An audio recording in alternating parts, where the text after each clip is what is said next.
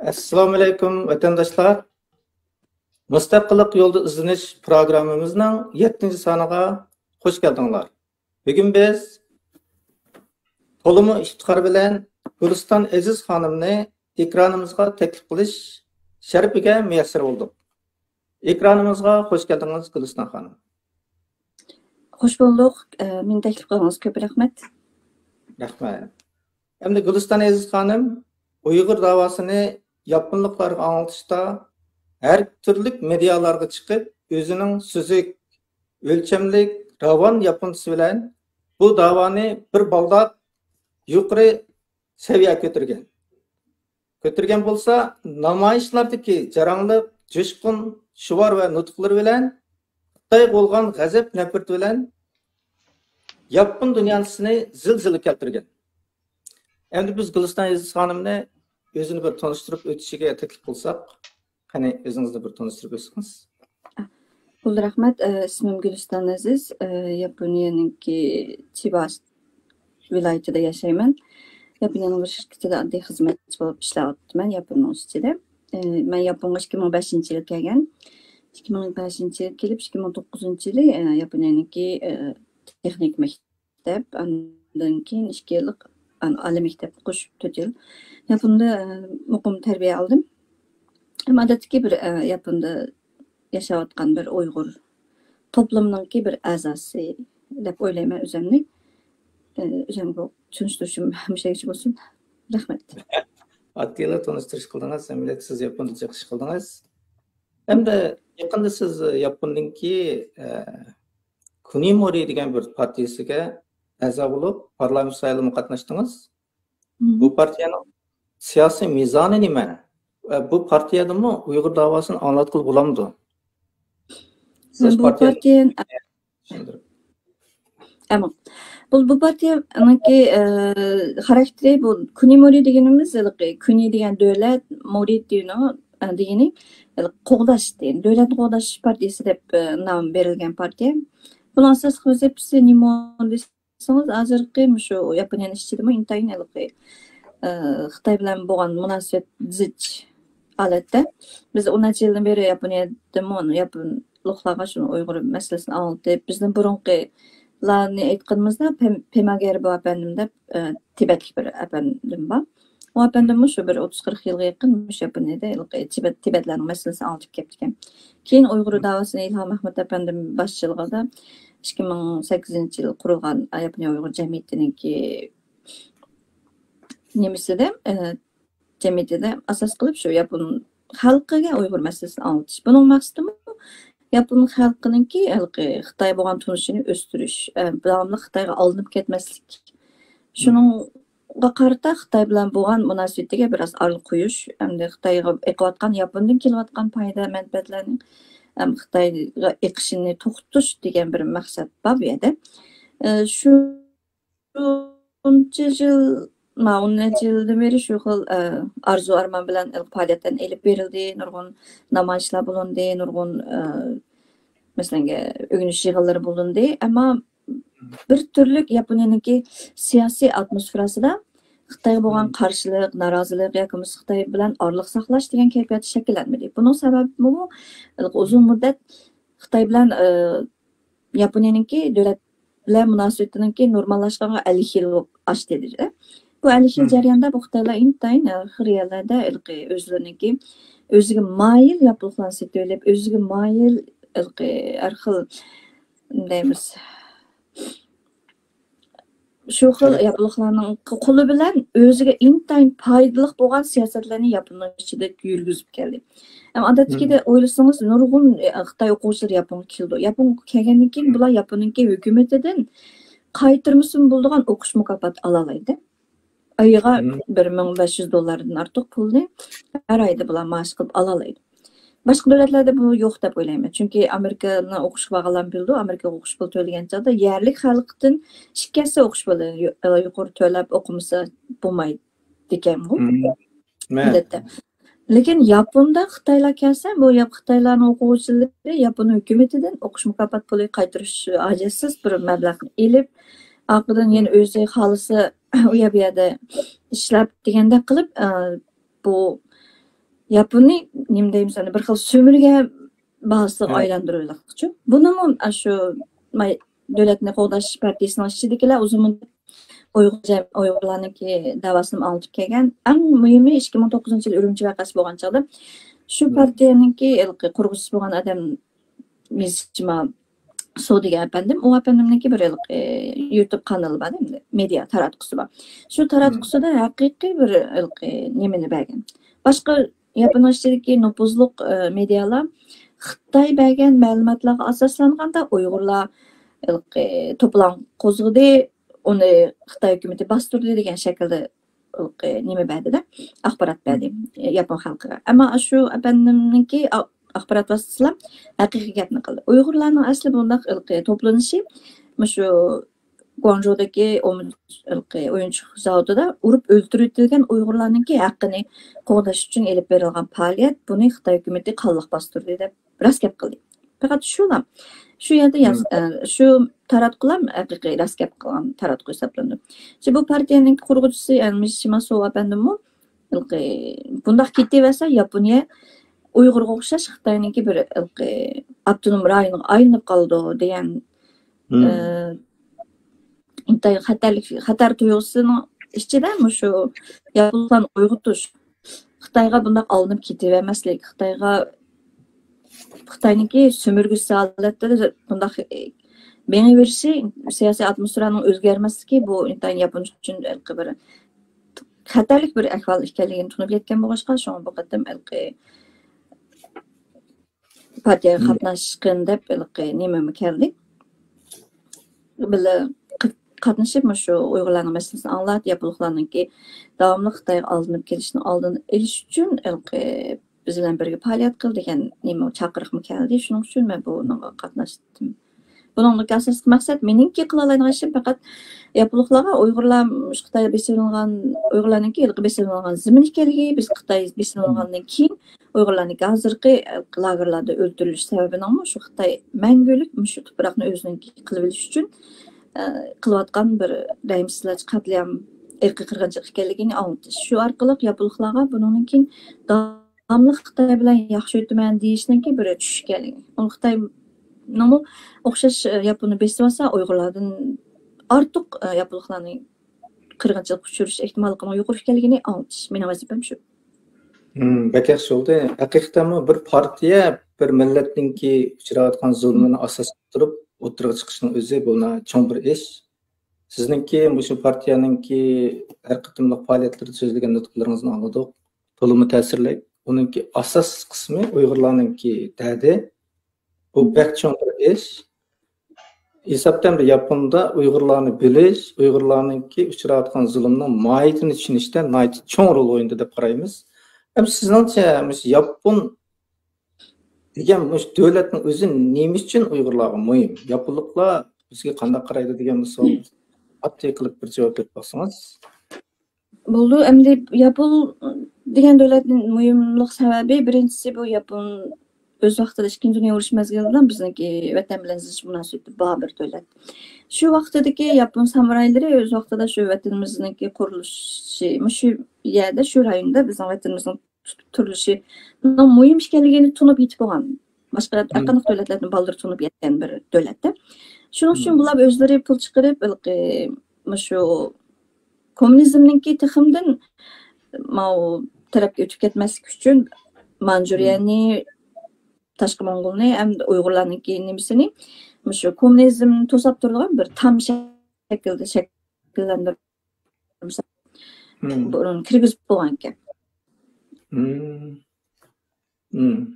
Buni keyin biz o'rganish qilish orqali tushundik. Demak, shu vaqtdagi Ikkinchi dunyo urushi mezgilining oldidagi Yaponiyaning samolyotlari bu butun Asiyaning ichida shu kommunizmning tiximidan butun Osiyoni qoplamaslik uchun shu tamni biz yasamasak bo'lmaydi deb shunga bular Manjuriyaga kirgan, endi Mongoliyani orqadan qo'llagan, endi bizniki Uyg'urni qo'llash uchun harakat qilgan vaqtda bularda Osmonli podshosi To'yxon Kangxi degan bir podshoh bor. Shu podshoh Uyg'urlarni qo'llash uchun harakat qilgan vaqtda Uyg'urlarni qo'llash uchun harakat qilgan vaqtda bular Manjuriyaga kirgan, endi bizniki Uyg'urni qo'llash uchun harakat qilgan vaqtda Şarkı Türkistan'a akiriş üçün onu Amerikaga apırıp dike. Amerika'dan müştaq vatanga akirme. Dal şu vaqtida şu şahzadəsi Osmanlı'nın şahzadəsi Amerika'da suiqasd uçurab öldürüp degende. Şonlar bizninki bu vatanın içinde Demek şu yapılar xeyli burunlanmış Uygurlarnınki işlariga ko'ngil bo'lib, xeyli burundan buningga faoliyat olib borganken, hatto Məmtumin buğrağımı yapıllıqlar qural verishni va'da qilgan ayni chog'da. Demek ki hozirgi vaziyatda yapıllarnınki Xitoylar bilan bevosita foyda manfaat munosabati bor va Xitoylarnınki yapıllıqlardan ilib bo'lmas o'chi bor. Bu Uygurlar uchun zo'r bir fursat. Yapında Uygurlarning da'vosi chuqur olg'a bosish kerak va undan natija ko'rish kerak deb qaraymiz. Hamda bugun chet eldagi Uygurlar orasida Sharqiy Turkistonning jumladan Uygurlarning siyosiy taqdirini hal qilish masalasida o'xshamagan ikki xil yo'l hamda oldingizmi? Meni ovozim olandimi? Shu Xitoylarningki hujumga uchrab turibmiz. Shuni ba'zida to'g'ri shunday bo'ladi, lekin savolni qaytarsam, bugun chet eldagi Uygurlar orasida Sharqiy Turkistonning jumladan Uygurlarning siyosiy taqdirini hal qilish masalasida o'xshamagan ikki xil yo'l kun sari aniqlikka erishib, o'ng va so'l degan atallar bilan muqimlashib kelyapti. Savolim, siz mushu ikki yo'ldan qaysisini texim to'g'ri, texim foydali deb qaraysiz? Mustaqillikmi yoki Xitoydan ayrilmay turib, yuksak avtonomiya, barobarlik, kishilik huquq talab qilishmi? Mening shaxsan ko'z qarashim o'ng so'l degan atalg'ular bir muqim bir davlatda bor. O'z davlatning ichida qonun sistemasi, axborot organlari va siyosiy faoliyatchilari ayrim intayin sog'lom holatda ishlayotgan bir mexanizmning ichida turg'izilgan bir davlatning ichida o'ng so'l degan tarafdor kishilar bor deb o'ylasak, u to'g'ri bo'ldi. Bizning vatanimiz yo'q. Hech nimamiz yo'q. Vatanimiz besilingan 70 yildan beri ko'rgan bir millatning ichida o'ng so'l degan yo'l yo'q. Faqat bir yo'l bor. O bo'lsa vatanni qurish. Ovozim oladimi? To'g'ri. Shunga men so'lchildim, men o'ngchildim deydigan undaq ish bo'lmaydi asli. To'g'ri yo'lsi vatanni qurish. Vatanni qurish uchun nima qilishimiz kerak degan shu'la bir yo'l bor. Bir yo'l bor. O vatan qurilib bo'lgandan keyin axborot organlarimiz kim shpion, kim saqib ketayotdi, kim vatan uchun jon ko'tarayotdi, kim bu millatni setyotdi degandek har xil uchurlar bilan shu xil kuchlarga qarshi zarba bera oladigan bir sog'lom bir organlarimiz qurilib bo'lgandan keyin men o'ngchidim, men so'lchidim deb bosh ko'tarib chiqsak, u joyda bo'ldi yana. Lekin hozirgi vaqtda men o'ngchidim, men so'lchidim deyish yo'q. Bu faqat men o'ngchil degan masalada to'g'ri gapirib, shu vatanni qurish degan bir yo'limiz bor bizniki. Shunga buni o'ngchil deb turasanglar, o'ngchil. O'ngchilikdan boshqa yo'l yo'q, chunki bizning vatanimiz yo'q. Vatanimiz vatanni qurish uchun nima qilishimiz kerak? Shundan bir masalan, hozir har qanday yerda tashkilotlar bor, har xil tashkilotlar bor, har xil ishlar qilyotdi. Intayin yaxshi emas, kuch chiqaryotdi.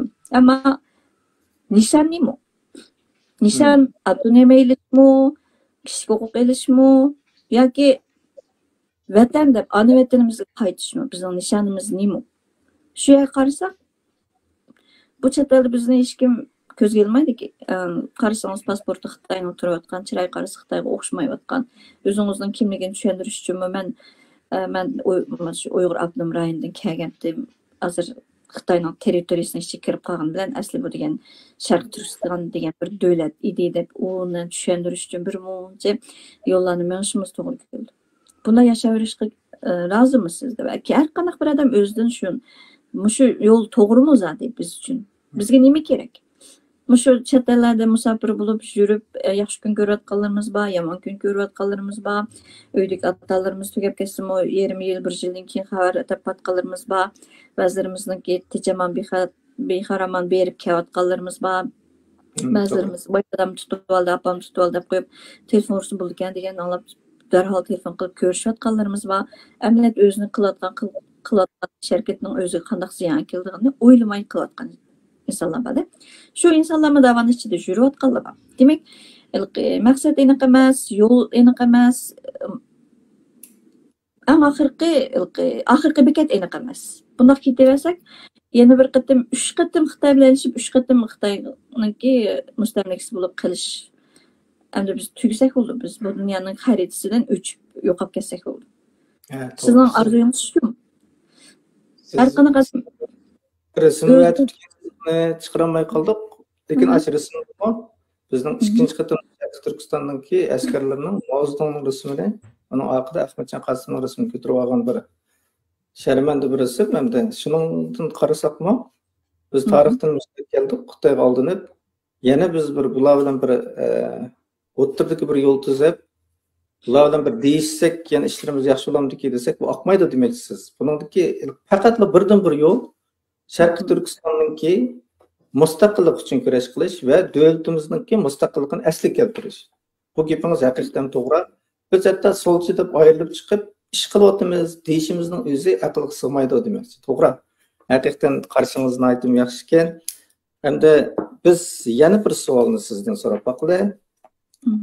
Siz chet elga chiqqandan beri barliq faoliyatlaringiz, so'z va harakatlaringizda boshdan tortib mushu tashabbusga bo'ldingizmi? Ya'ni Sharq Turkistonninki mustaqilligi yoki keyingi chog'larda tajriba saboqlarini yakunlash, Xitoyning ahvoli va dunyo vaziyatini kuzatish orqali bu tashabbusni to'g'ri deydigan qarash keldingizmi?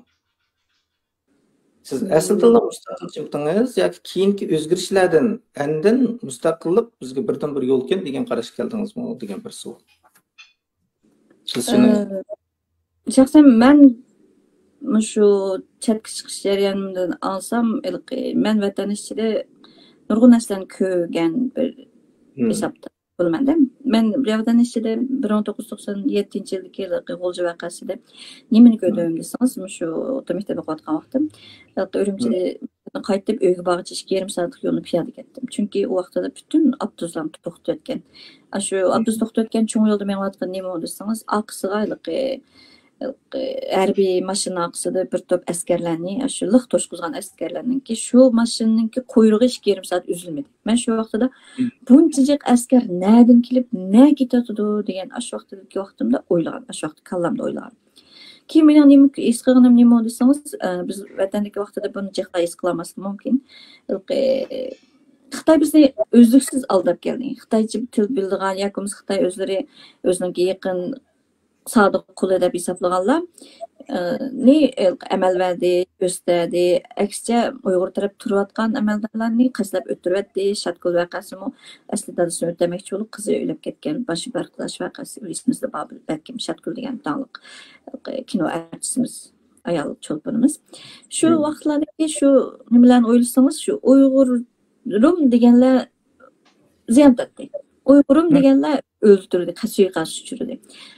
Agar men Xitoy bilan yaxshi yashayman, mening akam deb yurganlar o'sdi, amal o'sdi, chet elga shularning ballari chiqdi degandek bo'ldi endi. Bir mezgil shu, chet elga chiqa oladiganlarning o'zimi nurg'un elgakdan o'tgan, sas qolgan Xitoy ishonchlik deb o'ylaganlar chiqadi. Ammo bir oddiy fuqaro bo'lish butunlash 2000 yildan keyin bir chet elga chiqish fursatiga ega bo'ldim-da. Shu vaqtda bir pasport ishlatishimi, men shu Pashtuniki odamlarga men 2 haftadan ortiq mangdim. O'xshash bir tamg'ini besib berish uchun 2 haftadan ortiq mangdim. Bu kasam bugun ketib kel, boshliq yo'q tamg'i yo'q degandek qilib, boshqa 2 haftadan ortiq saqlatadi-da meni. Shu vaqtda nima desangiz bir ko'rib, bu kam bunda qiynalg'ichilik, mavzunda necha tutib qo'ysangiz birdan besib berdi dedi. Amniyatda men hech qanday bir yo'lsiz bir ishni talab qilmayapman. Faqat chetga chiqmoqchidim, pasportimni bajarib bering degan. Shu normal bir oddiy aqlimga ilish uchunmi men shu vaqt shularga para o'tmasam bo'lmaydigan bir vaziyatda. Demak, nima desangiz, bu yerda bizningki Uyg'ur oddiy xalqlarning qadri yo'q bir vatanimiz. Shu vaqtda meniki idea. Shu bundaq odamning qadri yo'q yerdan men ketaman deb chet elga chiqish orzuyim edi. Shunga chiqqan bu yerga o'rganish qilish nima uchun? Demek Yapon kelip nemini bildim deseniz, ben öz vatanlık vaqtida şu Ana Yurt degan romanni o'qigan. Ana Yurt romanida o'qiganlar bildi. Nuriya efendim deb şu baş qahramon bola bor. Vatan ikkinchi qatorliq Sharq Turkiston davlatini qurish uchun nurg'un to'klan qo'shgan qahramonimiz. Shuni orqadan o'tirayotgan Uyg'ur. Orqadan o'q etib o'tirayotgan Uyg'ur. Altay tag'nashir o'tirayotgan Uyg'ur. Ben shularni ko'rib, Uyg'urning qo'li bilan Uyg'urni yo'qotish degan shu vaqtlardan boshlab borgan to'xtab. Shu vaqtlarda Uyg'urni ishbiyon qilib tarbiyalab, Uyg'urlarni orsiga singdirib o'tish degan ishlar shu vaqtdan borgan. Ammo chet el chiqqandan keyin nimani ko'rdim desangiz, chet elda vatanga o'xshashroq bir kayfiyat bor ekan. O'qigan, o'qimagan yoki bo'lmasa vatanda o'rni va Palaniyada kadr, Bukuniyada sadir degandek shu xil jamiyat yana vatanga o'xshash jamiyat bizning chet eldagi Uyg'urlar ichida bor ekan. Lekin chet elga chiqib men bir oddiy bir o'qishim kirmagan bir oddiy bir ayol bo'lish bilan undaq cho'ng ishlarni o'ylamaydim. Faqat bilginim dunyo Uyg'ur qurultiyi deb cho'ng bir tashkilotda bor. Yani Rabiya Qadir xonim boshlig'ida men aytibdi deb. Men tunishgan vaqtim shu, bilgan vaqtim. Endi Rabiya Qadir xonimni yaponlar o'z Yaponga 2006-yilda taklif qilib akeldi. Akelgandan keyin hamma Yaponda Uyg'urlarniki shu masalasiga ko'ngil otgan bir kayfiyat bor ekanda deb men shu vaqtda bildim. Yapon Uyg'ur jamiyati qurilgan chog'da intayin aktivlik bilan qilish men barliq faoliyatga qatnashib to'g'ri.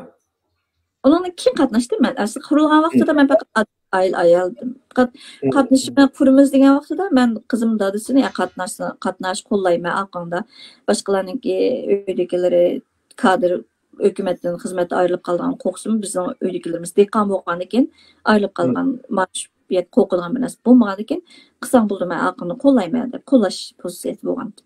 Şu ben aşağı vaqtda kalamda Dünya Uyg'ur qurultiyi shu için maqsa biz vatan qurilsa shu hukumatimiz bo'ldi deb shu vaqtda shunaq o'ylagan. Lekin men keyin bu faoliyatlar o'zimga kirib qatnashib nurg'un yil qilib ko'rib nimqandan keyin men shu vaqtdan boshlab shu mustaqillik bizning nishonimiz deb mustaqillik uchun bo'ladida bu ishlar deb o'ylagandim. Nurg'un odamlarga o'xshash, to'g'ri.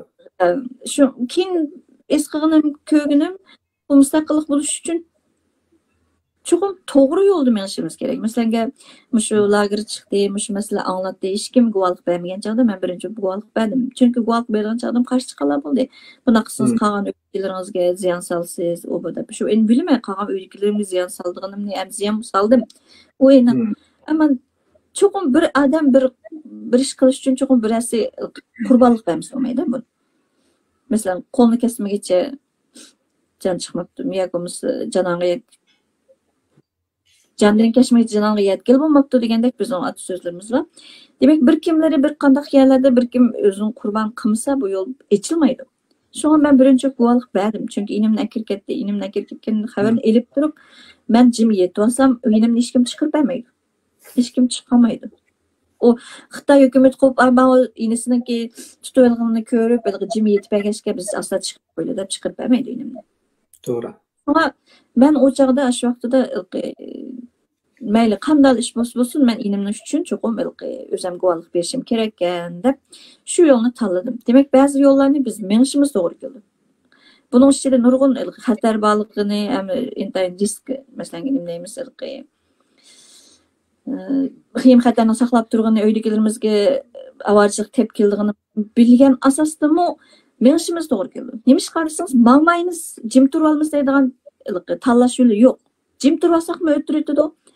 Biz ya malal bizni manda qilyotdi bu hech qanday bir qonun to'g'ri kelmaydigan, hech qanday bir odamlik to'g'ri kelmaydigan ish deb Xitoyniki jinoyatini pash qilsaqmi, baribir ziyon keldi bizga.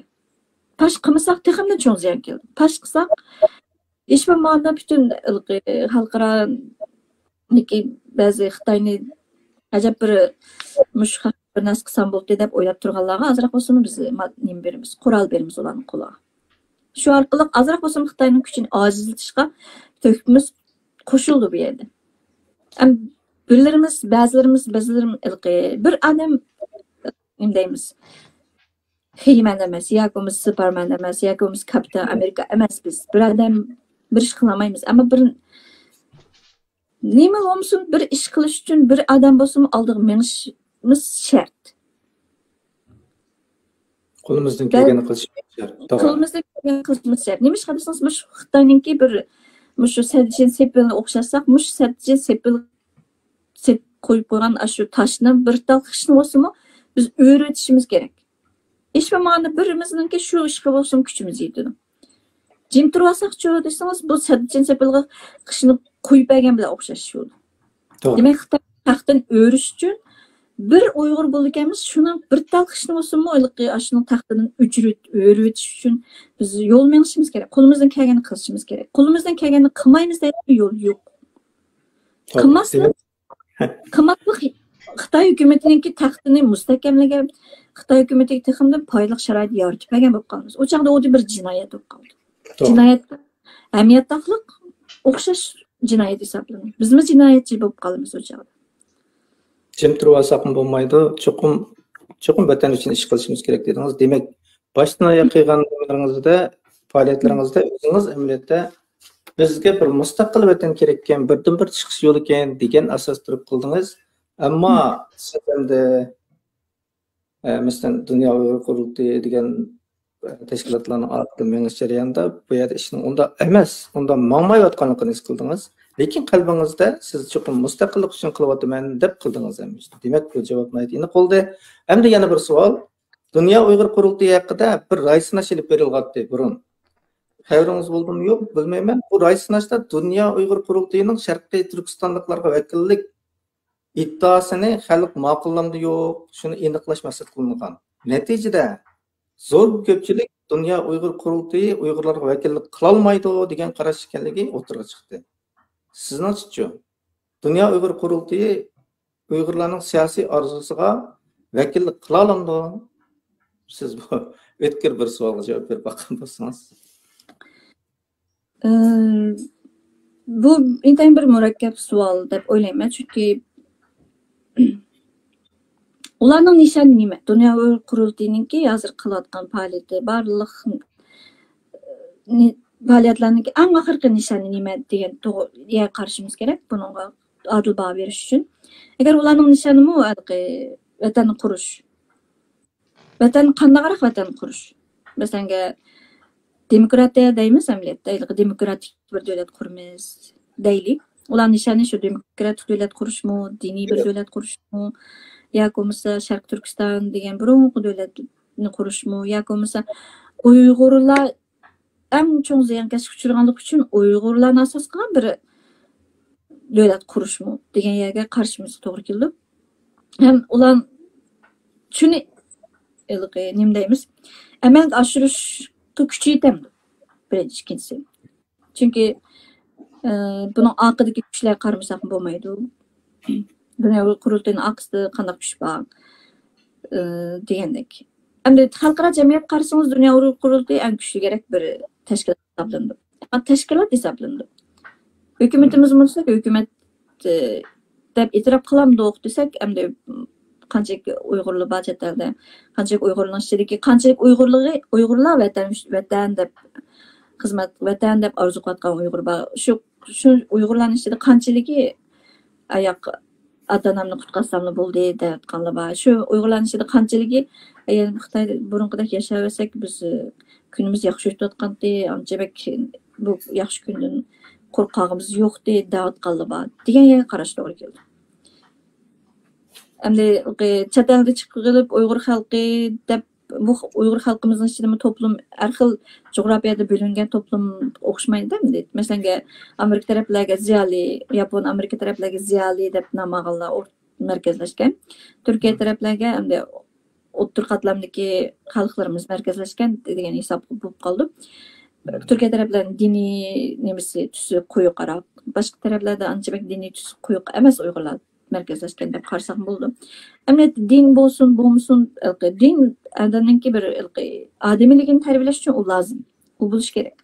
Ammo vatan qurish uchun nima kerak degan chog'da vatan qurish uchun odam kerak. Odamdek odam kerak. To'g'ri. Xitoy hukumatimi nimishqa bu bazı yapılıqlar deydi ki, ya hükümet eski, Xitay xalqi uncha eski emas deydi. Hatta Uyg'urlar Xitoyniki hükümet eski, Xitoy xalqi ancha eski emas deydi. Emniyet yaxshi qarasangiz, hozir shu Xitoy xalqini shu Gunchadan o'riyapti deylik. Demokratik bir narsani qurdi deylik. Ammo ularninki nima desangiz, shu necha ming yildan kelib kelayotgan qulluq tuzum, qulluq ideya. Ular yana og'zida demokratiya degan bilan Jungocha demokratiyani qurdi ular. O'z vaqtida biz kommunizmchi deb turib, Jungocha kommunizm deb turib, kapitalizmdan obdan foydalangan o'xshash. Ularninki xarakteri o'zgarmaydi. Chunki DNAsi o'zgarmaydi ularninki. Shunga buni tutudan qaragan chog'da nima deymiz? Har qaysi tashkilot, har qaysi kollektiv degan ichida mengayotgan odamlar qanday deganga qarash kerak. To'g'ri keldi. U odamlar qanday deydi, nimani orzu qiladi, burun nima ish qilgan, qanaqaroq yo'llar bilan shu yerga kelib qoldi. Men ish qilganim nima desangiz, shu 2019-yili, shu 2019-yilgachilik Uyg'urlardan chiqib bu faoliyatlarga qatnashmagan. Jiroq turgan. Biz hatto faoliyatlarga qatnashsam, inqilobchilar kirsa bo'lmaydi deb deganlar bo'lgan. Endi hozir qarasak, inqilobchilar kirsa bo'lmaydi deganlar hozir markazning ichida boshqa qilib saylanib turibdi. Endi 2017-yilda shu hukumat degan yaxshi kutibdi, bizga qaysiq amal berdi ekan, o'qiganlarga aytib bishildi ekan deb shu Yapondan har xil yerdan iPhone'larni yig'ib, iPhone'ning qulplarini ochib, shu Xitoy boshqalarga so'q qilamiz deb ketganlar. Endi qaytib kelib hozir da'voning ichida markazda o'ltiraqliq. Yana birlari qarasak, biz 2017-yil, 2012-yildan boshlab Xitoy mailini boykot qilish degan yapılıqlarga targ'ib qilayotgan endi. Nima qilsangiz, Uyg'urlarning majburiy ishga o'rgilib, ko'chirilib ishlatilishi, Uyg'ur qulluq mahsulotlarini elishinglar, bu sizlarga jinoyat job qilsizlar, Yaponiyada Xitoy mallarini boykot qilinglar deb tashviq qilib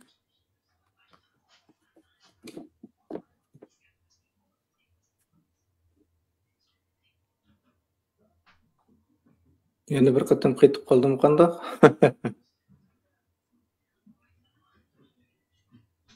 Yuqorida Guliston Aziz xonim o'zining qarashlarini deb o'tdi. Guliston xonimning demoqchi bo'lgani, agar mustaqillik desa, bu Uyg'urlarga haqiqiy vakillik qila oladi. Agar undaq bo'lmasa, vakillik qila olmaydi degan nuqtada bo'ldi. Endi shu Guliston xonim Yaponda turib, uzun mezgil faoliyat qilish jarayonida mustaqillikni eg'izdan tushirgan emas. Bu yo'lda keskin mangan. Buni biz tuvandagi video orqali hammamiz ko'rib tushuna olamiz.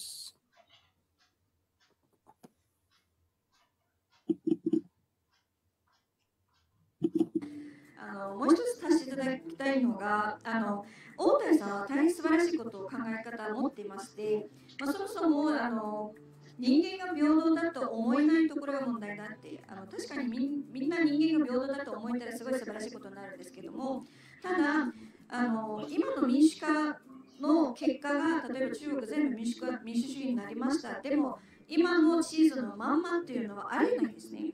まずイギリスが100年かけて香港を民主主義の地域にして、アジアですごい強い経済圏まで成長させてあげて、でも返還されて25年経たないうちにこのありさまなので、そもそも中国共産党の一体独裁制で中国人が長く支配下に置かれたから、その思想自体、民主主義っていう受け入れる身につく、そして他人にも自分と対等の価値と尊重を与えるような心に余裕がない状態なんですね。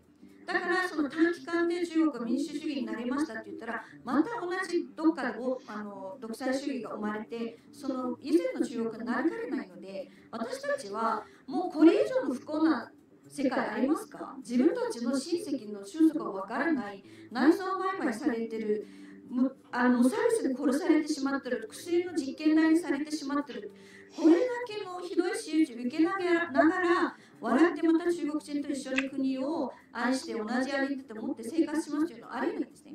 それは亡くなった私たちの同胞に私たちが顔を向けることはできなくなってしまいます。だから私たちは東トルキスタン人だ。東トルキスタンを再度再建するために戦うんだっていうのが我々ウイグル人集団の戦いの目的なんですね。もちろん王太さんも中国を民主主義に変えますというのを尊重します。それはあくまでも中国人漢族で民主主義になっていただければ、この世界にも良い影響を与えますし、それは私たちも尊重する問題ですね。ただ、我々チベット、ウイグル、モンゴルに対しては、私たち自分で決めたいのが独立したい。だから私たち独立するんだっていう意識を持ってこれやってるんですね。そうじゃなければ、こういう殺される覚悟で、自分たちの家族が捕まれる覚悟で、国家転覆罪という罪人のレッテルを貼れた状態でこういう危険なところに飛び込まないんですね。どうせ私たちには独立しかないというところまで来てるから、そうさせてしまったから私たちはもう独立するしかない。中国人の民主主義の集団はよく頑張って中国自体を民主主義にしていいんだけど、でもそのテリトリーの地図の中にはウイグルとチベットはモンゴルはないよっていうことを強くメッセージとして発信していきたいと思います。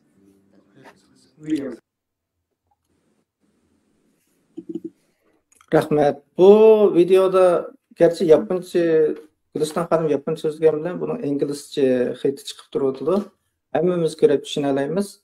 Bu videonunki asas mazmunu meyli Xitay demokratiya bolsun bolmasın bizning birdan bir mang'ilgan yo'limiz Sharqiy Turkistonning mustaqilligi. Buni nihoyat ochiq hammalarning oldida degan biz ishimiz Gülistan Hanım haqiqiy millatchi, haqiqiy Uyg'urning mustaqilligi uchun kurash qilayotgan bir jangchi.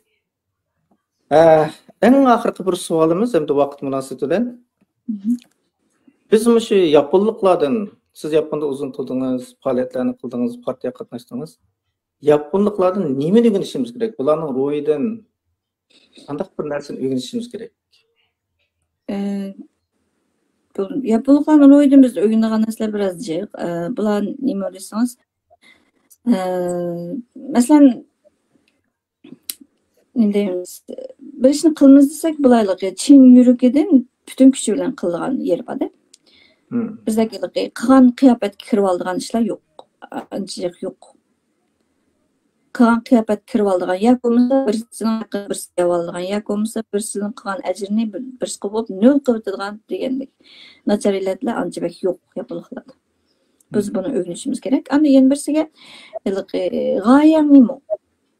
Maqsading nima, nishoning nima? Demak, sen shu maqsad uchun nima qilding? Masalan, bizning vatan qurish, mustaqil bo'lamiz, yoki bo'lmasa kishilik huquqni asliga keltiramiz. Ammo shuning uchun biz nima qilishimiz kerak? Kim bilan qilishimiz kerak? Bizga qancha odam lozim?